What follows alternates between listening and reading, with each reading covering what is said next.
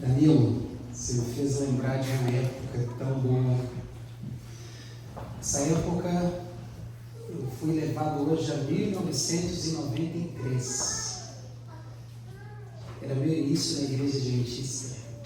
E eu gravei você cantando porque eu vou mandar para um rapaz, o Kemerson. Cadê o Kemerson? Está aí, Kemerson. O Kemerson. E ele era um garotinho ainda na época. Desculpa falar isso, mas hoje você é maior que eu. E nós ouvimos o Kemerson, que é um amigo nosso de infância, cantando assim. Eu gravei para mandar para ele, porque hoje, se eu me foge de memória, ele não está mais nos caminhos do Senhor. Eu quero lembrar disso. Vou mandar para ele, já gravei aqui. E realmente Jesus é nosso Messias. Obrigado por nos trazer essa lembrança tão especial, tão boa nessa manhã. Eu quero convidar os irmãos para a gente poder ter uma reflexão hoje. Uma reflexão muito especial. Uma reflexão que, na verdade, tem me chamado muita atenção nesses últimos anos. Porque quando a gente é mais novo, a gente não faz determinadas reflexões. Porque a gente acredita que sempre vai ter vida. Mas quando a gente vai chegando a um determinado momento da vida, e longe de eu ser um idoso, mas a gente tem que fazer reflexões, porque o fim chegará para todos nós, isso é inevitável, não tem como você fugir disso.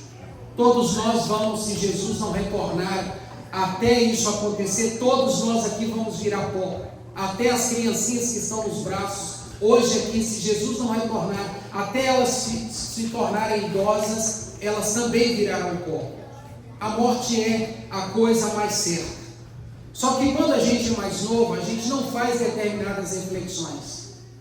Mas quando nós vamos nos amadurecendo, a gente começa a fazer reflexões de como nós queremos continuar sendo, ou até mesmo como nós queremos concluir, ou como queremos terminar.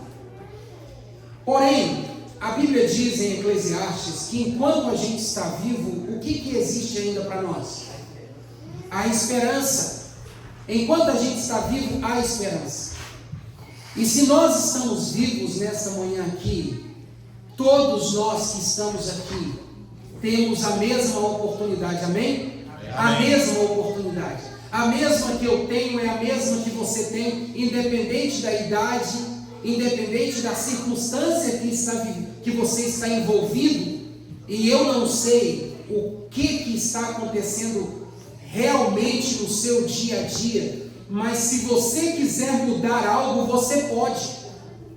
Se você quiser transformar algo, você pode. Se você quiser construir algo, você pode construir. Se você quiser abandonar algo, você pode abandonar. Se você quiser, o que você quiser fazer, você tem o hoje para fazer. Você está vivo e há esperança e você pode fazer isso. Porque o poder do agora está na sua mão para fazer. E existe algo que eu quero pedir aos amigos que estão para colocar para mim. O tema da minha mensagem hoje é o despertar da vida. O despertar da vida. O que é vida para você, irmão? O que é vida? Como que você... Vamos conversar um pouquinho aqui agora de forma informal. O que é vida para você? Se alguém chegasse para você, como eu estou chegando hoje, e perguntasse: ei, defina a vida para mim. O que seria vida para você? O que é vida? O que é vida para você? Privilégio que Deus nos dá. O que é vida para você? Você tem um outro conceito? O que é vida para você? Vida para você seria... Quantos concordam aqui que vida é respirar? É respiração. É o ar que você respira. Concorda com essa minha afirmação?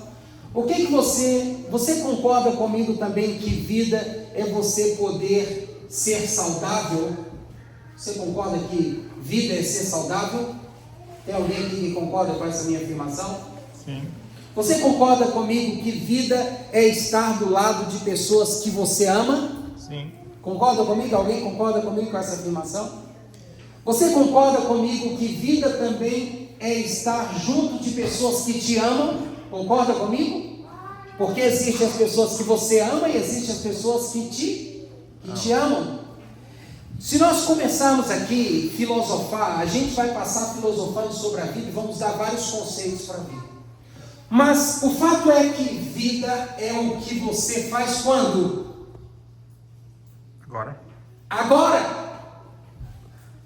Vida é o que acontece agora. Ah, mas e o passado? É a história da vida que você viveu. Ah, mas e o futuro? É a vida que você deseja viver. Mas a vida mesmo, ela acontece agora. E a pergunta é: como está a sua vida hoje? Como está a sua vida agora? Como está a sua vida agora? Eu estou te perguntando. Você sabia que nós fazemos poucas perguntas para nós mesmos? Tem uma criança ali fora, sozinha. Pelo menos eu que eu estou vendo. Tem alguém ali com ela? E ela está indo lá na escada, lá fora. Tem um adulto lá? Quero abrir um parênteses aqui. Não deixe isso acontecer. Os Estados Unidos é um dos países que mais tem consigo o índice de desaparecimento de crianças no mundo para o tráfico humano e o tráfico sexual de crianças. Só no estado da Pensilvânia, há 2 anos atrás, sumiram mais de 850 crianças. Ano passado teve um movimento de protesto em frente ao monumento do rock, quem já foi lá, contra isso. Não brinquem com isso. Eles pegam e desaparecem na sua frente e alguns arrancam até do seu próprio braço. Não brinquem com isso. Não deixe seus filhos sozinhos. Não tire os olhos dos seus filhos. Não confie na sua rua. Não confie no parquinho. A gente não tem que viver com medo, mas a gente tem que cuidar dos indefesos. Criança não sabe se defender. É necessário um adulto para protegê-la. Cuidemos disso em todos os lugares que nós estivermos. Tá bom? Eu só fiz isso porque ela estava indo lá embaixo, descendo e subindo. Eu não sei se tinha algum adulto ali. Se tinha, ok, me perdoe, mas eu não estou vendo. Mas fica de alerta para a gente aqui. Tá bom? Mas o responsável é o pai, não o responsável é qualquer adulto que está perto. Porque criança é criança. E adulto é? Ou você quer que o pai dela seja mais responsável que você? Não, eu quero ser também responsável tanto quanto o pai dela é. Então, se a criança está diante de mim, a responsabilidade é minha também. Tá bom? Então, fechando esse parênteses. Então, veja, nós vivemos a nossa vida no agora. E a pergunta que eu fazia era: como está a sua vida hoje? Porque, como eu disse, mas e o passado? O passado é a história da sua vida, que particularmente só serve para uma coisa: para você aprender com o que não deu certo e fazer diferente. É só para isso que serve o passado. Mas e o futuro? O futuro é a vida que você deseja viver, que ainda não aconteceu, e que não há problema sonhar e nem planejar. Ao contrário, você deve ser assim. Mas o que importa mesmo para Deus, irmãos, o que importa para Deus é o que está acontecendo agora com a sua vida. Como está a sua vida hoje? Eu quero convidar você a pegar a sua Bíblia e abrir a sua Bíblia comigo no livro de Apocalipse, capítulo 3. Apocalipse, capítulo 3 é um capítulo extraordinário. E como eu falava aí, antes de abrir o parênteses, agora veio aqui a situação que eu estava refletindo, é que nós precisamos parar para poder fazer reflexões sobre nossa vida. Ontem eu estava assistindo uma palestra, e nessa palestra o palestrante disse o seguinte: nós precisamos fazer perguntas para nós mesmos, porque muitas vezes nós temos as respostas para muitas de nossas inquietações. E eu ontem fiz uma pesquisa para eu poder aprender como fazer perguntas para mim mesmo. Porque a gente é muito expert em fazer perguntas para o outro. Por que você não fez isso? Ou por que você fez isso? Por que você deixou de fazer isso? Você deveria ter feito isso. Quando é que você chega? Para onde você vai? Por que você comprou isso?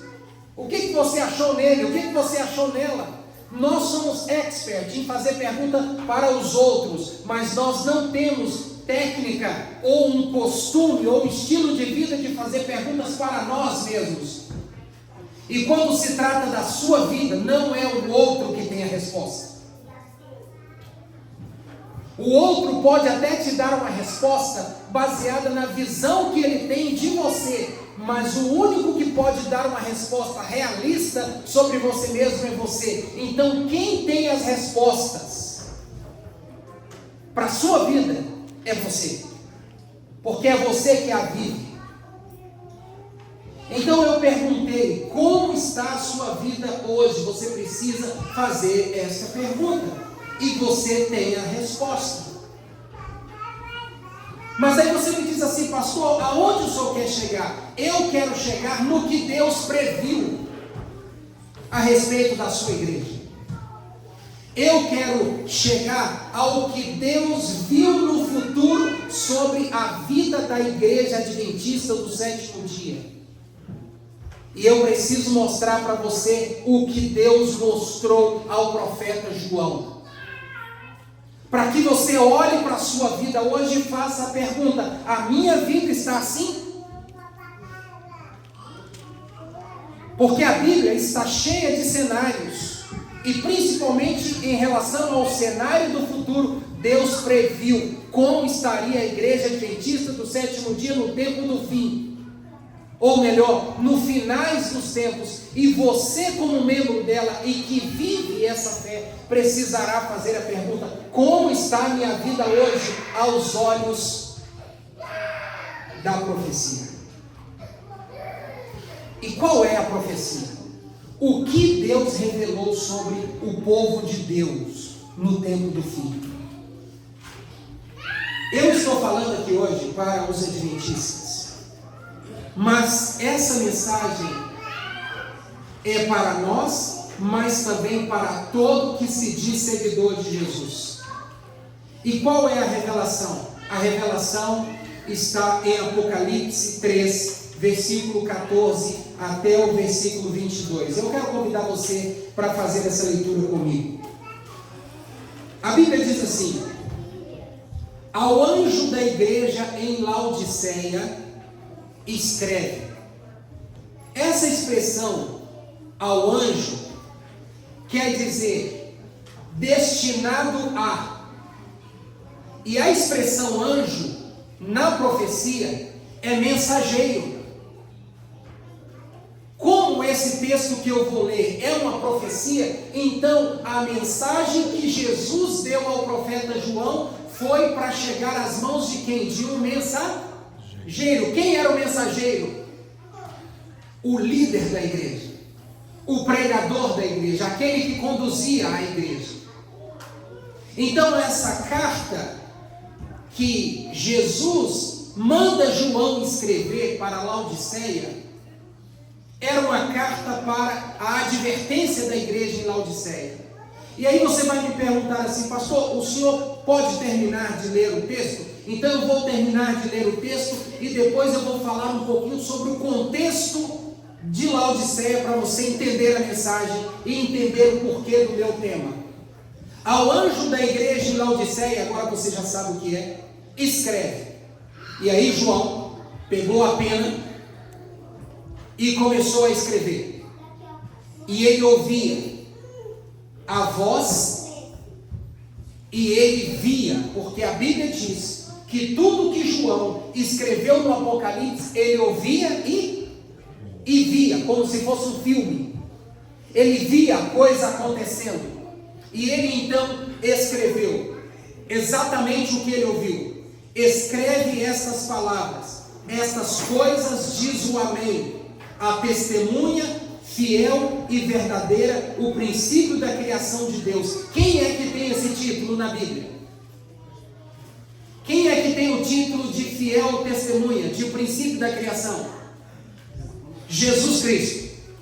Então o que João está escrevendo não era coisa da cabeça dele. O que João estava escrevendo era que o próprio Cristo estava mandando ele dizer, através da boca do seu anjo. Então Jesus pediu que João escreveu através da boca do anjo assim: conheço as tuas obras, que nem és frio e nem quente. Quem deras fosse frio ou quente. Assim, porque és morno e nem és quente nem frio, estou a ponto de vomitar-te da minha boca. Isto é ou não é uma mensagem dura? É ou não é? Se alguém chegar para mim ou para você e falar assim: olha, desculpa irmãos, vou ter que usar a expressão, olha, você me dá tanto nojo que eu não consigo nem sentir seu cheiro, como você se sentiria? Eu falei de sentir o cheiro. Agora, olha, você me dá tanto nojo que me dá náuseas quando eu chego na sua presença. Como você se sentiria? Então isso é uma mensagem dura ou não é? Mexe com a gente ou não é? Jesus disse isso. E olha que a Bíblia diz que Jesus sempre foi um personagem bíblico, eu vou usar essa expressão, de amor, de aceitar a todos. Ele disse: vinde a mim, todos que estáis cansados, e eu vos o quê? Aliviarei. E eu vos aliviarei. A Bíblia no Novo Testamento apresenta um Jesus amoroso. Mas quando João tem essa visão, ele não está vendo mais o Jesus que esteve aqui. Ele está vendo o juiz Jesus. Ele está vendo aquele que não é mais advogado, ele agora é o juiz. E como juiz ele está dizendo: as tuas obras estão me dando o quê? Náuseas. Estou a ponto de vomitar. O que João vê nessa profecia é um Jesus que veio a esse mundo, que morreu como Messias, que sofreu em nosso lugar, que se sacrificou. Ontem eu estava assistindo o sermão, porque meu filho está no internato, e ontem, essa semana toda foi a semana de oração, porque no internato tem 2 semanas de oração para os jovens. E essa semana de oração foi uma semana de oração feita pelos próprios alunos do colégio. E ontem a moça que pregou, ela pregou um tema muito especial, falando sobre aquele texto de Paulo que nós devemos nos oferecer a Deus como sacrifício vivo. E quando ela estava fazendo a reflexão sobre o sacrifício, ela diz o seguinte: o que é um sacrifício? Um sacrifício é algo feito por alguém que tem valor, por algo superior. Ninguém se sacrifica por algo inferior. Todo sacrifício é feito por algo superior. E a Bíblia diz que Jesus se sacrificou por nós. Por quê? Porque Ele nos viu maior do que Ele. Ele nos viu mais especial que Ele. Por isso Ele se sacrificou. E aí o apóstolo Paulo vem e diz assim, que nós devemos nos apresentar a Ele agora como um sacrifício vivo. Ele se sacrificou por nós e agora Ele quer que a gente se sacrifique por Ele. Por quê? Porque essa é a demonstração de que Ele é especial para nós. E a Bíblia diz que Jesus veio, se sacrificou por mim e por você, por sermos especiais para Ele. Só que agora, quando João o vê, João vê Jesus como juiz, que está prestes a dar uma sentença. E nesse quadro, Jesus diz: eu conheço as suas obras, porque nem és quente e nem frio, por isso estou pronto a vomitar-te da minha boca. Por quê? E aí ele vai explicar por quê. Pois vocês estão dizendo: estou rico e abastado e não preciso de coisa alguma. Parece coisa simples, né? Você conhece alguém que é assim? Você conhece alguém que diz: eu não preciso de você, eu sei fazer tudo sozinho? Tem marido que tem mania de dizer isso para a mulher, né? Se eu ficar sem você, eu sobrevivo. Sobrevive, mas não vive. Sobreviver, sobrevive, não viver não. E tem mulher que diz isso para o marido: você, se algum dia eu sobrevivo, ainda mais agora nos Estados Unidos que eu ganho em dólar. Você sabe que isso está acontecendo aqui, né? Os maridos lá no Brasil, ele e a esposa sofrendo para sobreviver e manter os filhos e a casa, decidem ir para os Estados Unidos, vem para cá com o propósito de permanecer junto até o fim. Quando chega aqui e ganha os dólares, cada um vai cuidar da sua vida. Isso está acontecendo muito. E acontece e vai continuar acontecendo. Por quê? Porque muitos batem no peito: estou rico e abastado e de nada tem falta. A Bíblia diz que esse comportamento, dentro do contexto espiritual, causa náuseas em Jesus. A autossuficiência espiritual causa náuseas em Jesus. E a Bíblia diz que ele falou assim: porque vocês dizem: estou rico e abastado e não preciso de coisa alguma, e nem sabes que tu és infeliz, sim, miserável, pobre, cego e nu. Mesmo Jesus vendo a situação, Jesus diz: mas eu conheço também o que está por detrás dos panos. Não é tudo isso que você está dizendo. Essa vida que você diz que tem, que está tudo ok, por detrás eu sei o que acontece nos bastidores da sua vida. Eu sei o que você faz quando ninguém está te vendo. Eu sei o que você faz quando sai do trabalho. Eu sei o que você faz quando entra no banheiro. Eu sei o que você faz dentro do seu quarto. Eu sei de tudo o que você faz. Eu sei de tudo o que você faz. Eu vejo tudo.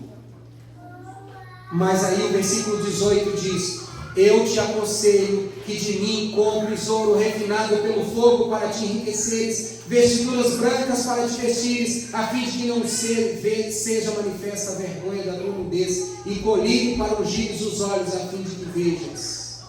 Por que Jesus mandou João escrever essa carta para a igreja de Laodiceia? Eu vou contar para você por quê. Nos dias apostólicos, havia uma série de igrejas que foram plantadas pelo apóstolo Paulo e por outros pregadores, muitas, inclusive as igrejas na região da Ásia Menor, ali onde é a Turquia hoje. Quem conhece um pouquinho do mapa do Oriente Médio sabe. E essas igrejas foram plantadas e eram igrejas cristãs. Porém, a igreja cristã que foi plantada, que foi aberta na região da Filadélfia, era uma igreja que foi aberta ao Aldair, uma cidade muito diferente das outras, muito diferente de Éfeso, muito diferente da cidade de Tiatira, muito diferente da cidade de Esmirna, muito diferente da cidade de Pérgamo. Laodiceia era uma cidade diferente. E por isso essa igreja representa a última igreja espiritual, a última característica da igreja de Deus no tempo do fim. Por quê? Como era essa igreja? Eu quero mostrar para você um pouquinho, rapidamente, como era essa igreja. Como era essa igreja? Primeiro, eu quero falar para você sobre a cidade de Laodiceia, para você entender a mensagem. Laodiceia, irmãos, era uma cidade muito importante da Ásia Menor nos tempos apostólicos. Por quê? Primeiro, pela sua situação. Ela ficava situada, aonde eu falei para vocês, no encontro das principais rotas na Ásia Menor, o que a tornava uma cidade extremamente turística e ela estava à borda da praia. Era uma cidade muito privilegiada e bem situada. E ela ficava no cruzamento das principais rotas comerciais da época, o que tornava o seu comércio muito pujante, muito movimentado. Qual era a história? Qual a história da cidade de Laodiceia? Originalmente, o nome de Laodiceia era Diápolis. E Diápolis quer dizer a cidade do deus Zeus, porque ela estava no território grego, certo? Depois essa cidade passou para Roás. E quando a Grécia foi dividida em 4 generais, que a gente já estudou e estuda essa história, Etíoco Epifânio II, ele deu o nome dessa cidade, que era Roás, de Laodiceia. Por quê? Porque era um nome em homenagem à sua esposa, que chamava Laodice. E nos dias apostólicos, o nome da igreja dessa cidade já era Laodiceia. Mas como era essa cidade? Como era a economia da cidade de Laodiceia? Laodiceia, ela tinha 3 principais fontes de renda, o que a tornava a maior de todas as cidades dessa rota. Primeiro, as águas termais. Laodiceia, quem já foi aqui a Poços de Caldas, em Minas Gerais? Alguém já foi? Alguém que teve o privilégio de ir a Minas Gerais, Poços de Caldas? Já foi alguém? Você, Caldas Novas, alguém já foi? Aí sim, gente, está lá perto de vocês, né? O que tem ali? Águas termais. Águas termais, não é? Águas termais. E essa característica termal dessa cidade era um ponto atrativo de turistas. Por quê? Porque a água que vinha das fontes termais, quando ela saía do monte, ela era quente. Quando ela saía da cidade, ela estava fria. Mas no meio da cidade, o turismo acontecia dos 2 lados de fora, mas não aonde? Dentro. Porque dentro a água era morna. E ninguém queria curtir essa água morna. Mas a cidade tinha essa característica. A cidade das águas termais era muito rica no turismo nas 2 pontas, mas dentro não. Mas dentro não. Então ela era uma cidade assim. Havia uma outra característica da cidade de Laodiceia, que era uma cidade que fabricava muitos tapetes e tecidos.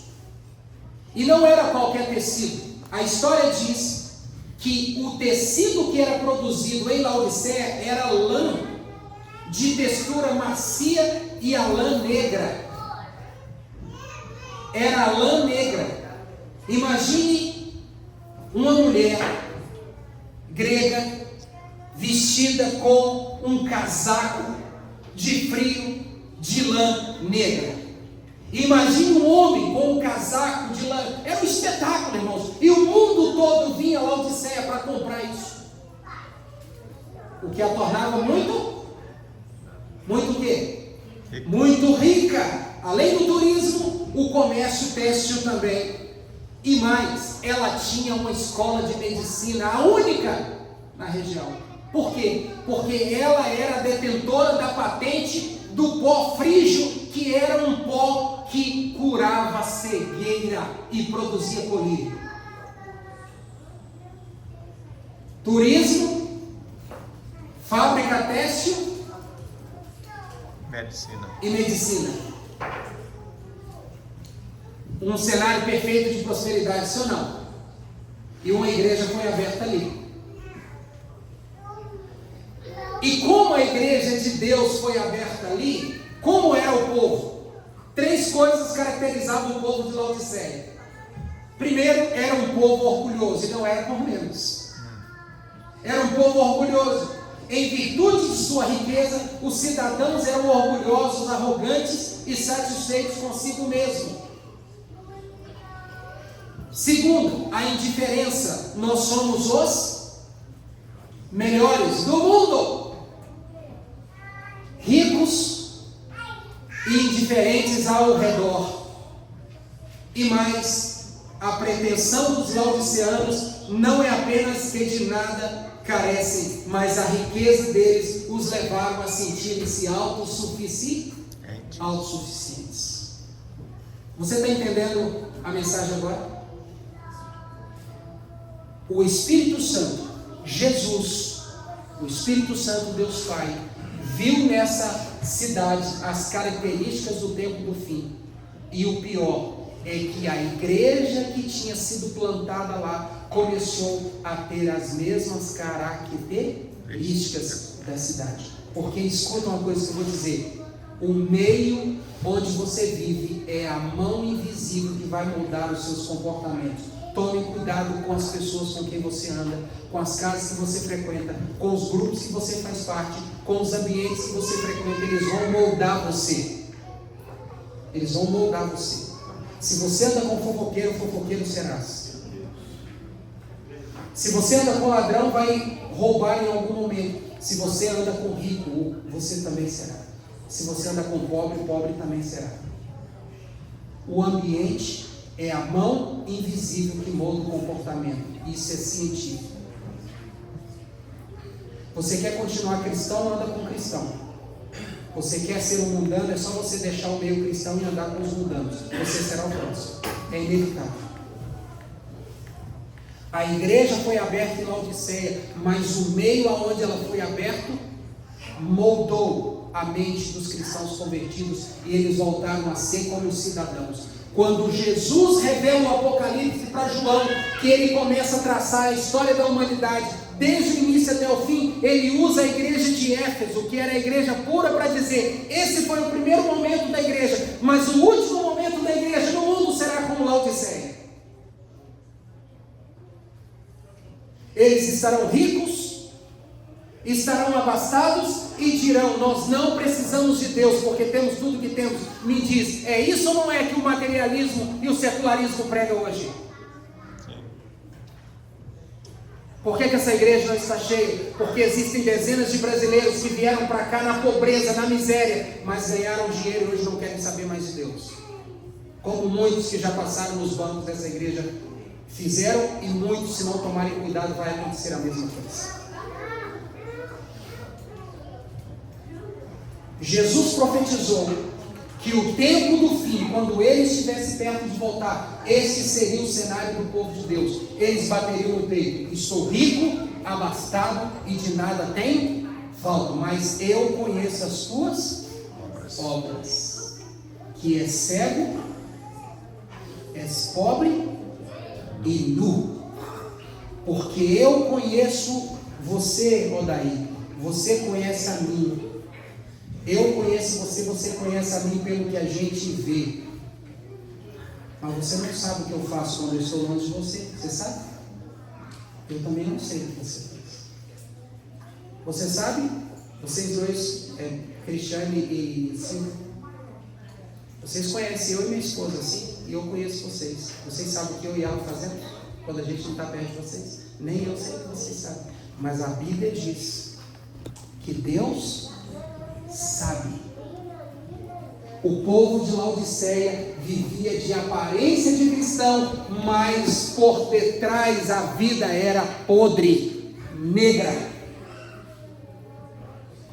Na presença parecia que estavam na luz, mas por detrás estavam vivendo nas trevas. Aí você me pergunta assim: pastor Marcos, por que essa mensagem é importante? Porque, irmãos queridos, porque nós precisamos nos despertar para a vida. A gente precisa despertar para a vida. Quem você acha que eu vou enganar?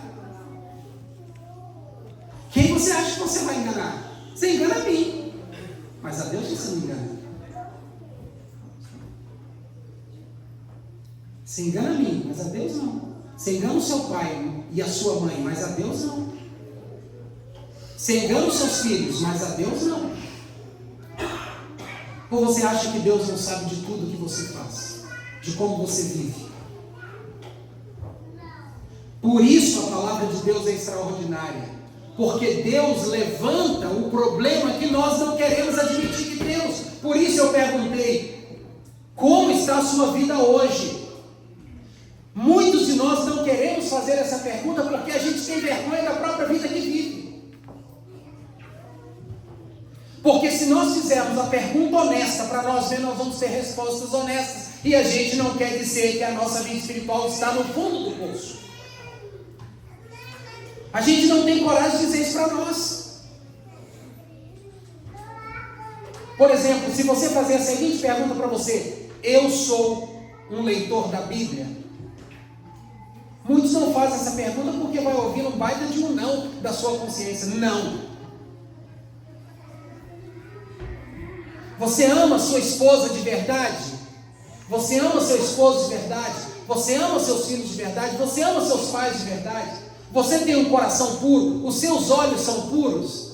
Nós não fazemos essa pergunta para nós porque nós corremos o risco de ter uma resposta negativa, e muitos de nós, ou por que não dizer a maioria da sociedade, não quer ser confrontada consigo mesmo. O maior confronto não é o confronto com o de fora, o maior confronto é o conosco mesmo, é comigo mesmo. E a palavra de Jesus está dizendo o seguinte: existe uma falsa aparência no meio do meu povo. E olha o que Jesus está dizendo: pois vocês dizem, estou rico e abastado e de nada tenho falta, mas nem sabes que és tu infeliz, sim, miserável, pobre, cego e nu. Ele disse nessa mensagem: vocês têm a lã preta, a negra, vocês têm o melhor colírio, vocês têm todo o dinheiro do mundo, mas vocês são pobres espiritualmente. E não é esse tipo de riqueza que Deus avalia e valoriza. Mas aí vem o Senhor Deus com todo o seu amor e diz assim: mas eu vou te dar um conselho. Não tem uma coisa que fala assim: conselho se fosse bom o quê? Irmãos, isso é uma mentira. Não caia nisso. Tem muito filho se dando mal porque não quer ouvir conselho dos pais. E tem muitos filhos que vão se dar mal porque já disseram: o dia que eu tiver idade eu saio de casa. Sabe o que estão dizendo com isso? Eu não vou mais ouvir você. Vai se arrebentar, porque está na Bíblia: honra o teu pai e tua mãe para que você tenha dias longos na sua vida. Todo filho que sai de casa por rebeldia, querendo desonrar o conselho do pai e da mãe, não prosperará. Nunca prosperará. Vai rodar e vai voltar para o ponto zero de novo, porque está desonrando o pai e a mãe. Conselho é bom e você deveria pagar para tê-lo, sim, porque conselhos são extraordinários. Porque senão estaria jogando a palavra de Deus no chão. Porque a palavra de Deus diz assim: eu conheço as tuas obras, sei que você banca aí de cristão, sei que você banca de bonitinho, sei que você sai vestidinho como se fosse um cristão top das galáxias, mas eu conheço o que está por detrás, nos bastidores da sua vida, e então eu sei. E aí ele dá um conselho: eu te aconselho que de mim compres o ouro refinado pelo fogo. Essa é a verdadeira riqueza. Qual que é o ouro refinado pelo fogo? É a presença do Espírito Santo na sua vida. Porque é o Espírito Santo que vai guiar você, e não as suas riquezas. Eu te aconselho que de mim compres ouro refinado pelo fogo, mas outra coisa: compres vestiduras brancas para ti vestires.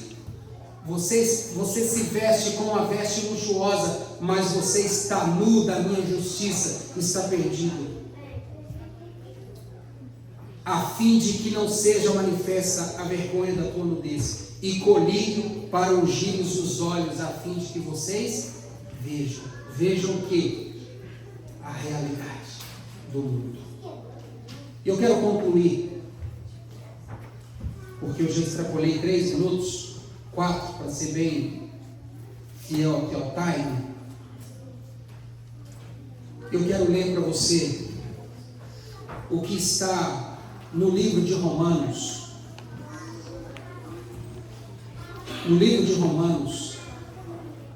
no capítulo 13, eu quero terminar com esse texto do apóstolo Paulo, que viveu antes de João. Veja que João viveu depois de Paulo e escreveu essa profecia de Laodiceia, a profecia da mornidão da igreja. Mas agora Paulo, antes de João, escreveu isso aqui que eu vou ler. Romanos 13, 11 diz assim: e digo isto a vós outros que conheceis o tempo. Vocês conhecem o tempo, irmãos, que nós estamos vivendo? Conhece ou não conhece? Sim ou não? Sim. Nós conhecemos o tempo. Se tem um povo que conhece de tempo profético, esse é o povo adventista. E Paulo já escreveu antes de João: e digo isto a vós outros que conheceis o tempo, já é hora de vos despertardes do quê? Do sono. A mesma coisa João vai dizer: você precisa deixar de ser morno. Você precisa ser quente ou frio. Sabe por que Jesus usou essa metáfora do morno, quente e frio? Porque água fria cura, sim ou não? Água quente também cura. Mas e água morna serve para quê? Só para causar vômito. A gente tem que ser, irmãos, pessoas de propósito nessa vida. Nós temos que ser pessoas de propósito. Temos que ser quente e temos que ser frio, como diz a profecia. Porque temos que ser pessoas que façam a diferença. E Paulo diz o seguinte: já é hora de vos despertardes do sono, porque a nossa salvação está agora mais perto do que quando no princípio cremos. Amém. Vai alta a noite e vem chegando o dia. Deixemos, pois, as obras das trevas e revistamos-nos as armas da luz. Andemos dignamente como em pleno dia, não em orgias e bebedices, não em impudícias e dissoluções, não em contendas e ciúmes, mas revestivos do Senhor Jesus Cristo, e nada disponhais para a carne no tocante às suas concupiscências. O chamado do apóstolo Paulo é um chamado para nós vivermos à altura daquele que se sacrificou por nós. O chamado do apóstolo Paulo é um chamado para vivermos à altura do que Cristo fez por mim e por você. É por isso que no Apocalipse aparece um Jesus meio que sem amor, não é? Não, ele não está sem amor aqui, ele está chateado. Ele está chateado, ele está triste, ele está infeliz com a sua postura que diz ser cristão, mas nos bastidores vive como água morna, ou dormindo o sono da morte, dormindo a vida espiritual. Jesus, em momento algum, ele disse que vai vomitar você. Ele disse o seguinte: o jeito que você está lidando com as coisas do reino é tão ruim, que eu estou a ponto. Ele não disse que vai vomitar, ele disse que está a ponto. Sabe por quê? Porque você tem o domínio do hoje, você tem o domínio do agora. A vida é vivida quando, irmãos? Agora. É agora. É por isso que você tem que dizer eu te amo quando? No dia do velório? Você tem que dizer eu te amo quando? Hoje, agora. É agora. Não tem aquela cena hipócrita de algumas pessoas que chegam e abraçam caixão? Não tem? E na hora que vai descendo o caixão, grita e se deita no chão e quase entra dentro do túmulo também? Por que não fez todo esse desespero para abraçar em casa, enquanto estava perto? Sabe por que a gente tem saudade? Porque quando a gente tinha o presente, a gente não valorizou. É por isso que as pessoas têm saudade. Eu tenho tanta saudade de fulano porque não aproveitou quando estava perto. Saudade nada mais é do que a demonstração de que você não deu a mínima para o presente, que agora é passado. Então você tem que viver o agora. E o agora é a hora de fazer o que, irmãos? Despertar. Despertar para o quê? Para a vida. Para a vida. Despertar para a sua vida. Porque a vida cristã é vivida agora. A vida, Humberto, é vivida agora. Jesus quer que você desperte agora. Eu estou vendo várias crianças ali atrás, várias. Essa infância vai passar e vai ficar só na foto e nos vídeos. E aí as mamães um dia poderão dizer assim, não quero dizer que vão dizer, poderão dizer assim, nossa, como eu tenho saudade daquele tempo. Não. Aproveite agora. Deixa derrubar coisa no chão, vai lá e limpa. Deixa abrir as gavetas, vai lá e limpa. São as crianças no lar. É a alegria da casa. Ah, meu marido fica me incomodando. Vão entender aí os sábios. Ah, meu marido fica me incomodando. Minha mulher fica me incomodando. É o presente. É melhor agora do que quando as cãs embranquecerem e não tiver mais o rigor. Ah, minha namorada fica o tempo todo querendo falar comigo. Vai ter dias depois de casado que você vai querer falar, mas o patrão não vai deixar você usar o celular. Irmãos, tudo aquilo que a gente não vive agora no presente vai virar o quê? Saudade. Vai virar saudade. Quando Jesus vier, irmãos, e eu concluo, Danilo, pode vir aqui, meu amigo. Irmão Danilo vai cantar no louvor nesse momento, mas eu quero concluir com a minha fala. Quando Jesus chegar, a Bíblia diz que no momento da destruição de Satanás, da destruição da morte, da destruição do pecado, a profetisa do Senhor Ellen White, no livro Grande Conflito, diz que vai passar na mente de cada um filme, como se fosse um filme de todas as oportunidades que teve e não aproveitou. E todos dirão assim: Deus é justo, e fogo cairá do céu e os consumirá. Isso aqui é apenas uma profecia, mas ela não precisa cumprir em mim e em você. Sabe por quê? Porque nessa manhã o pastor Marcos trouxe uma mensagem convidando você para despertar para a vida, despertar do sono e sair dessa mornidão que está tomando conta de você e você não está percebendo. Todo sono espiritual, toda mornidão espiritual é a obra de Satanás sobre a vida da pessoa. Nós estávamos no acampamento esse final de semana que eu fui convidado. Obrigado, Laís, por ter me convidado. Obrigado, Nara, por ter me convidado. Eu fui lá passar um momentinho com eles. Eles me convidaram, eu fui. Se você me convidar, eu vou também. E nós estávamos conversando, não me lembro bem o momento, que alguém me perguntou sobre possessão demoníaca. Foi a Elisângela que me perguntou. No passado, as possessões demoníacas, as pessoas caíam pelo chão. Hoje ainda tem. Mas existe um segundo tipo de possessão demoníaca que ninguém está prestando atenção. É aquela que Satanás deixa você aparentar ser bom, aparentar ser um bom marido, aparentar ser uma boa esposa, aparentar ser um bom filho, aparentar ser um bom cristão, mas apenas aparentar, porque no fundo do seu coração você serve aos interesses dele. E o mais, ele deixa você vir todos os sábados para a igreja e nunca vai te tirar daqui, porque o que ele quer é que você continue morno e frio.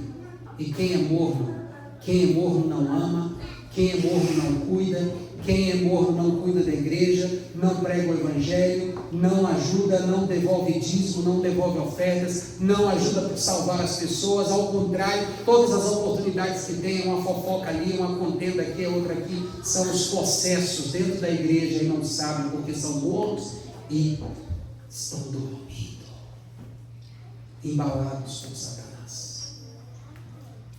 Nessa manhã, eu quero convidar você para se despertar e viver o seu hoje para Jesus, o seu agora, porque é isso tudo que importa.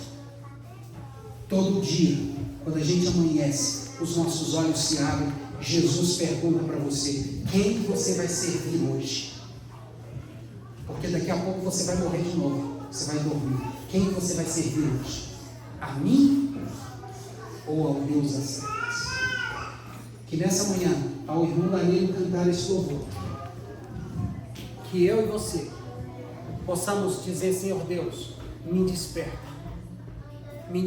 do meu sono, me tira da minha mornidão, porque o que importa para o Senhor é o hoje, e o meu hoje, eu não quero que vire saudade amanhã, porque saudade nada mais é do que ignorar a oportunidade do hoje e não vivê-lo intensamente. Amém. Que Deus tenha misericórdia de nós e que Deus nos ajude a ter essa reflexão.